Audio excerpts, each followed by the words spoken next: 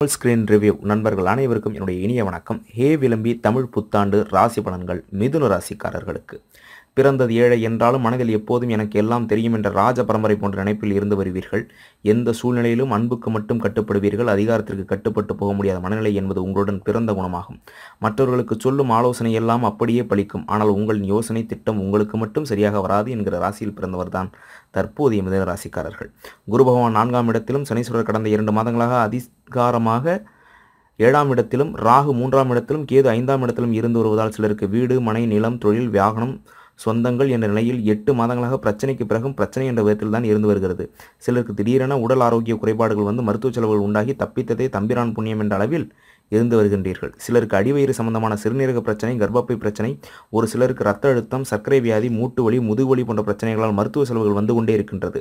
சிலருக்கு பூர்வீக சொத்து சம்பந்த பிரச்சனை முடிவு கோராத நிலையில் பல வருடங்களாக இழுத்துக்கொண்டே போகிறது. சிலருக்கு கணவன் மனைவி உறவில் பிரச்சனை, பிரிவு என்ற மனதுக்கு நிம்மதி இல்லாத நிலையில் என்னமோ எப்படியோ ஒவ்வொரு நாளும் போய்கொண்டே இருக்கிறது என்ற நிலையில் தான் இருந்து வருகின்றீர்கள். வரும் தமிழ் புத்தாண்டிலாவது இந்த பிரச்சனைகளுக்காவது எல்லாம் நல்ல முடிவு வந்து விடாதா என்ற எதிர்பார்ப்பில் இருந்து வருகின்றீர்கள். வரும் 14/4/2017 அன்று அடுத்த புத்தாண்டுக்குள் 3 கிரக முக்கிய பயிற்சிகள் நடக்க இருக்கின்றது. அவை ராகு, கேது பயிற்சி, குரு பயிற்சி, சனி பயிற்சி ஆகும். இதனால் இந்த வருடத்தில் உங்கள் வாழ்க்கையில் எல்லா வகையிலும் மாற்றங்கள், ஏற்றங்கள், நல்ல வாய்ப்புகள் வரப்போகிறது. இதுவரை நீங்கள் எதிர்பார்த்து காத்திருக்கும் அத்தனை மாற்றங்களும் உண்டாகும். ஜோதிடம் என்பது தற்போதைய வாழ்க்கைக்கு ஒரு வழிகாட்டு மட்டுமே என்பதை புரிந்து கொண்டு நாளை நடக்கப் போவதை கோடு போட்டு மட்டுமே காட்டும். அதை புரிந்து கொண்டு நடந்து கொள்ள வேண்டும்.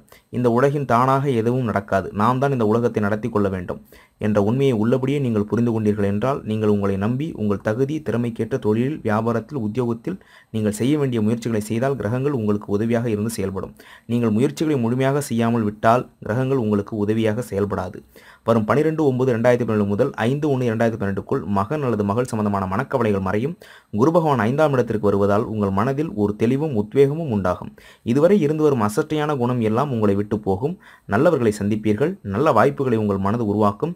குடும்பத்தில் இருந்து வரும் கடன் பிரச்சனை முடிவுக்கு வரும். 27/10/2017 முதல் 21/8/2012க்குள் நிலையான வருமானம் வரக்கூடிய தொழில், வியாபாரம், வேலை அமையும். நோய் நொடியிலிருந்து விடுதலை பெற்று நிம்மதியடைவீர்கள்.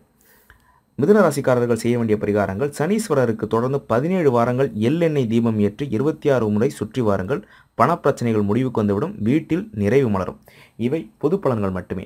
அவரவரின் ஜாதகத்தில் இருக்கக்கூடிய தசாபுத்திகளுக்கு ஏற்ப இதில் இருக்கக்கூடிய பலன்களை கூடுதலாகவோ அல்லது குறைத்தோ நீங்கள் கிடைக்கப் பெறுவீர்கள். மேலும் மற்ற ராசிகளுடைய ராசி பலன்களை நீங்கள் தெரிந்து கொள்ள நம்முடைய தமிழ் ஸ்கிரீன் ரிவ்யூ யூடியூப் சேனலை சப்ஸ்கிரைப் செய்யுங்கள். நன்றி, வணக்கம்.